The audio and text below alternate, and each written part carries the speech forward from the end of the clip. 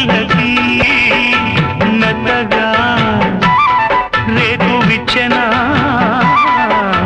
మెత్తగా రేకు విచ్చెనా కొమ్మ చాటునున్న కన్నె మల్లికి కొమ్మ చాటునున్న కన్నె మల్లికి కొత్తగా రెక్కలొచ్చెనా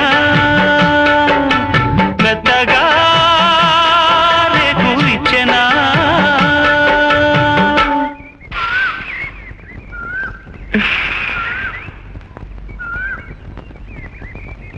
గూళ్ళేమిటి గువ్వలేమిటి, కొత్తగా రెక్కలు రావటం ఏమిటి?